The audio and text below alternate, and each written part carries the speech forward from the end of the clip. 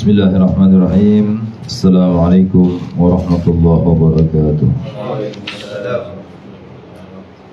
Alhamdulillah, alhamdulillahirabbil alamin wa bihi nasta'in wa ala umuri dunya waddin. Asyhadu an la ilaha illallah al-malikul haqqul mubin wa asyhadu anna sayyidana Muhammadan abduhu wa rasuluhu shadiqul wa'dil amin. Allahumma salli wa sallim ala sayyidina Muhammad wa ala ali sayyidina Muhammad. Qala al-mu'allif rahimahullah wa nafa'ana bihi wa bi ulumihi fid dharain amin ila an qala wa qala Uthman radhiyallahu ta'ala. Berkata Sayyidina Uthman radhiyallahu ta'ala, man hafizas salawatil khamsi man hafizas salawatil khamsa liwaqtiha wa dawama 'alaiha akramahullah bi tis'i karamatin. Barang siapa yang bisa menjaga sholat 5 waktunya tepat pada waktunya, maksudnya tepat pada waktunya ini tidak keluar daripada waktunya. Ya, bukan berarti sholat itu setelah adzan kita langsung sholat, tapi masih berada di waktunya. Ya, kadang kalau di pesantren, ya kalau kita masih belajar, ya, agak diundur sholatnya, tapi masih dalam waktu sholat.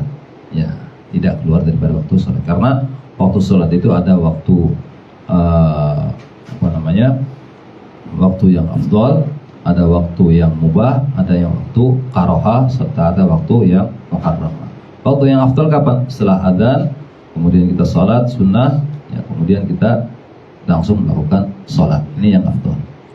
Ada lagi yang mubah. Yang mubah kapan? Sampai agak lama, sampai kira-kira beberapa saat sebelum waktu karohah. Itu waktu yang afdal. Misalnya zuhur jam 12, asarnya jam 3. Nah, berarti itu sampai setengah 3 itu masih waktu mubah. Kita melakukan sholat zuhur, ya, sholat zuhurnya. Nah, kalau sudah lebih daripada itu masuk waktu karohah. Waktu karohah. Nah, waktu karohah misalnya setengah jam atau 15 menit sebelum waktu asarnya. Nah, itu waktu karohah. Nah, kalau waktu muharramah kapan? Kalau kita melakukan sholat zuhur atau sholat asar, ini waktu yang muharramah. Sudah masuk waktu asar, ini waktu yang muharramah. Tapi selama sholat itu masih ya tidak keluar daripada waktu mubah, maka tetap sholat itu dianggap ala waktiha. Ya, sholat pada waktunya. Jadi kata Sayyidina Utsman bin Affan radhiyallahu ta'ala, barang siapa yang bisa menjaga sholat 5 waktunya tepat pada waktunya, wadawama 'alaiha, dan dia istiqomah melakukan sholat tersebut. Sholatnya nggak bolong-bolong, kadang hari ini sholat, besok nggak sholat, tidak, tapi tetap dilakukan istiqomah, yang melakukan sholatnya. Akramahullah bitis'i karamatin, maka Allah akan memuliakan orang tersebut dengan 9 kemuliaan. Ya, dikasih 9 kemuliaan oleh Allah Subhanahu wa ta'ala. Awaluha, yang pertama, ayyuhibbahullah, dia akan menjadi orang yang dicintai oleh Allah Subhanahu wa ta'ala.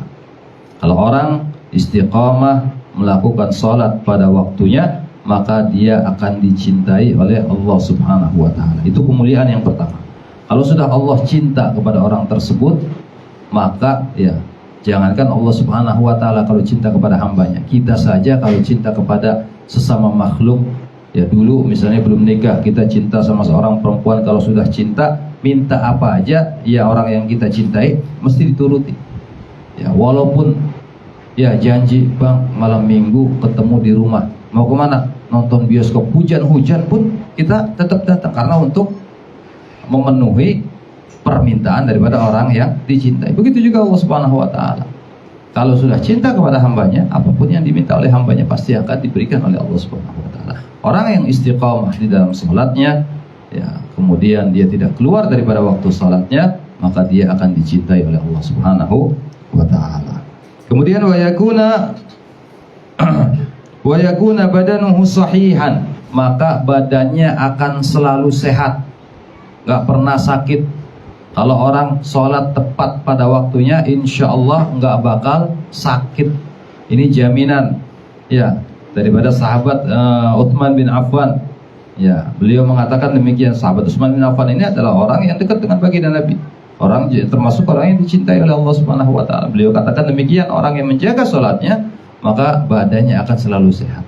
Ketika kalau ada orang sering sakit, ya sakitnya berat, dilihat dulu sholatnya, barangkali sholatnya ini nggak beres nih, ya sholatnya banyak bolong-bolong misalnya, ya atau sholatnya sering keluar daripada waktunya, sholat subuh sekalian duha, ya usolli fardhu subhi kawanan lillahi ta'ala, ya nah, ini sudah keluar daripada waktunya, makanya sering encok lah, asam urat. Nah, tapi insya Allah kalau orang tepat sholat waktunya sholat yang tepat pada waktunya dan juga dia istiqamah, maka ayakuna badanuhu sahihan, maka badannya akan selalu sehat.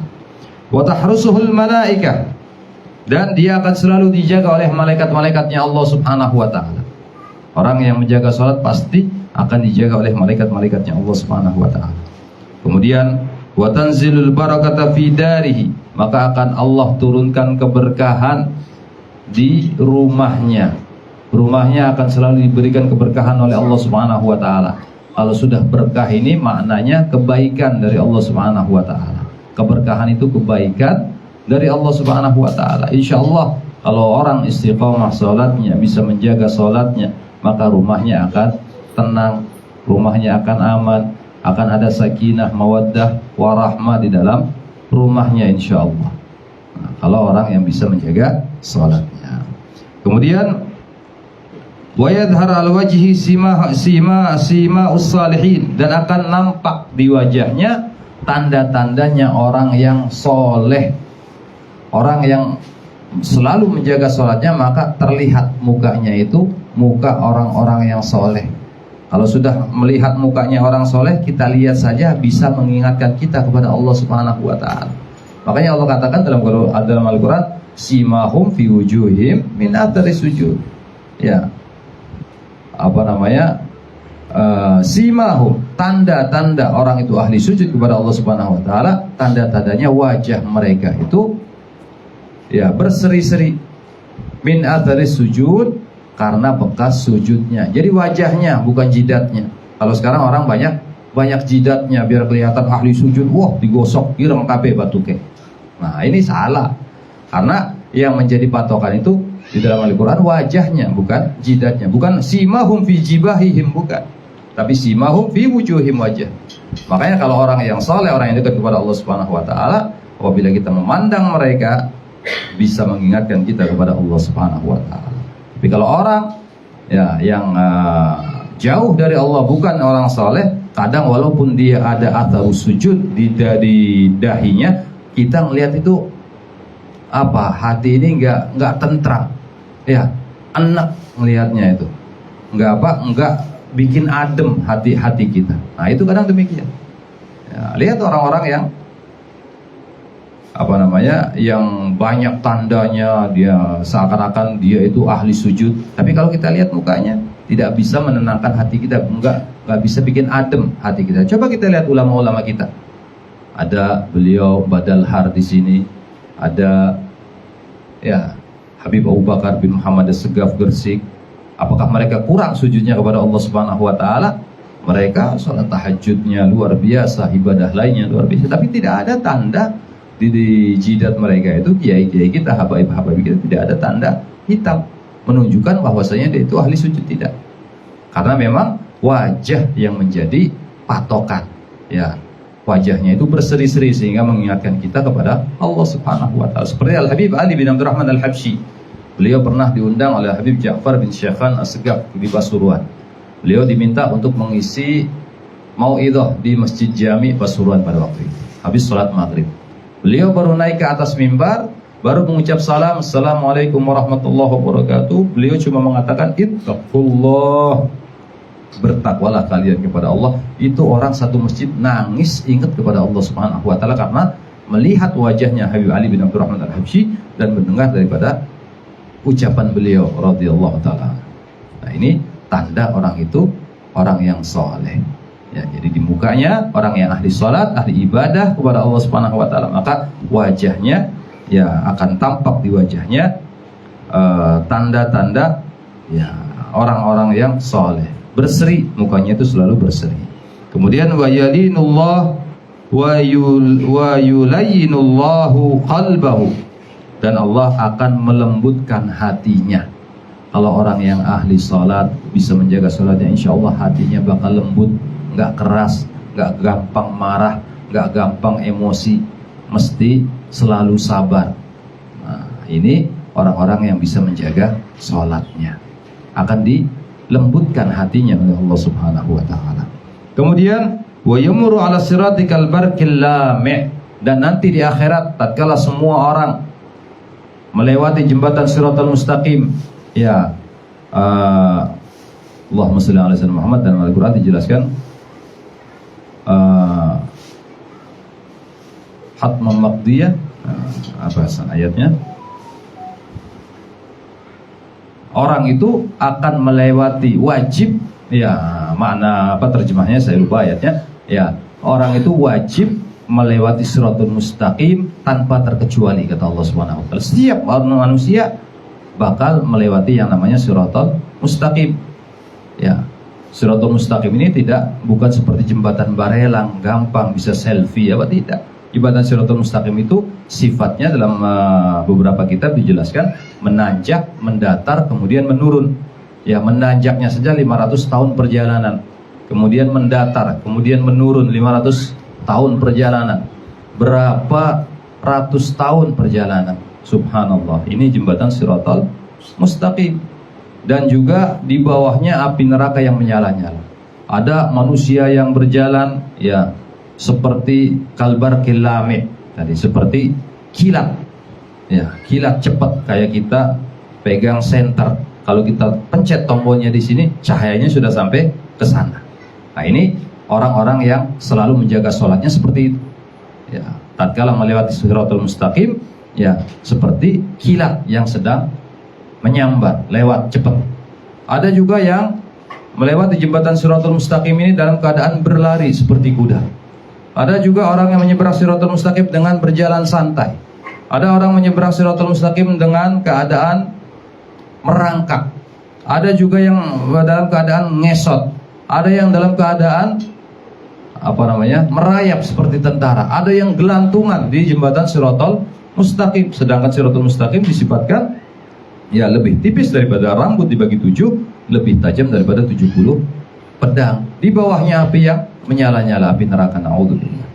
Maka dari itu, ya, orang-orang yang bisa menjaga sholatnya insya Allah akan melewati Siratul Mustaqim, ya, seperti kalbarqil lami, seperti kilat yang cepat sampai ke ujung daripada Siratul Mustaqim. Kemudian wa yunajjihillahu minan nar, dan Allah akan menyelamatkan orang tersebut daripada api neraka. Orang yang menjaga sholatnya akan diselamatkan oleh Allah Subhanahu wa taala, ya, daripada api neraka. Berarti tempatnya adalah surganya Allah Subhanahu wa taala. Akan dikumpulkan bersama Sayyidul Musallin, Sayyidus Sajidin Waraqiin, baginda Nabi Muhammad sallallahu alaihi wasallam.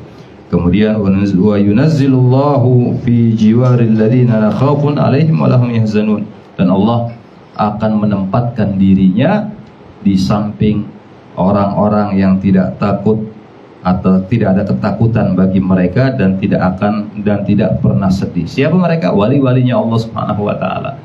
Berarti orang yang selalu menjaga sholatnya akan digolongkan bersama golongannya wali-wali Allah Subhanahu wa taala. Berarti dia itu termasuk golongan walinya Allah Subhanahu wa taala. Mudah-mudahan kita semuanya bisa menjaga sholat kita tepat pada waktunya, tidak keluar daripada waktunya, dan kita bisa beristiqamah dalam ibadah sholat. Karena sholat itu, kata baginda Nabi SAW, awwalu ma yuhasabu yaumil qiyamah sholat. Karena pertama kali yang bakal ditanya nanti di akhirat adalah sholat kita. Ya, berapa tahun kita tinggalkan sholat, ditanya oleh Allah Subhanahu wa taala. Makanya di dalam fikih, kalau kita pernah meninggalkan sholat, sebisanya kita untuk mengqadha daripada sholat kita. Kita qadha. Ya, kita merasa misalnya 10 tahun kita nggak sholat, ya, kita qadha. Ya, duhur misalnya kita sudah sholat, pengen sholat lagi, kita qadha sholat duhur kita. Terus begitu. Jadi tidak ada kata, tidak ada rukhsah, tidak ada toleransi di dalam ibadah sholat. Walaupun orang itu koma, ya, dia koma di rumah sakit, Tapi kalau dia tidak sholat misalnya, kemudian dia sembuh, maka dia wajib mengqadha daripada sholatnya tadi. Nah, bahkan kata ulama, kalau seorang ya tatkala koma, kemudian dia itu langsung wafat, maka berapa hari dia meninggalkan sholat diqadha oleh anak cucunya. Sholatnya itu diqadha ya oleh anak cucunya. Wallahu a'lam bissawab.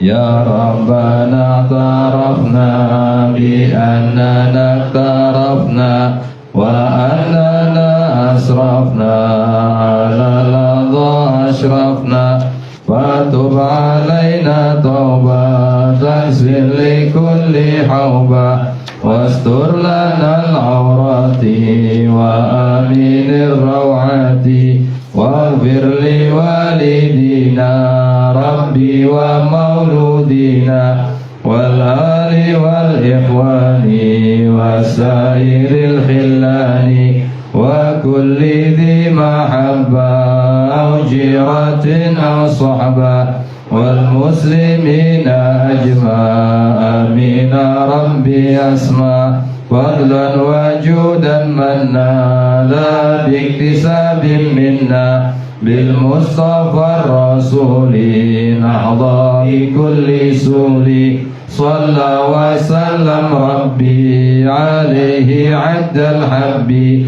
wa alihi wa sahbi dadat tashis sahbi walhamdulillahi fil bad'i wat tanahi rabbana fa'na bima 'allamtana rabbi 'allimna alladhi yanfa'una rabbi waghfirna waghfirna rabbatina fi dinina malakutun tadhakkar rabbi wafiqna wa fiq lima tartadi wa la fi'ala karamna warzuq bil kulli halal daima wa khillat ya 'ala man ahdha bil khair wa nakfa kull syar rabbana silhana kull shu'un wa ghira bi ridhamika al uyun qadana rabbana kull diyun qabla ta'tiyana rusul wa rabbi ighfir wastur an man sadara wa sallallahu takshal mustafa man ila al haqq da'ana wal wafa bi kitabin fi linashi shifa wa al ali kiram sharafa wa al sahbil masabil gharar allahumma hdina bi hudak wa jalna mimman yasarru fi ridak wa tuwallina wal yansiwak wa la taj'alna man khalafa amraka wa 'asak wa subhanallahu wa ni'mal wakeel wa la hawla wa la quwwata illa billahi al aliyyil azim sallallahu alaihi wa sallam muhammadin wa alihi wa sahbihi sallam alhamdulillahi rabbil alamin wa lakum minkum assalamu alaikum warahmatullahi wabarakatuh.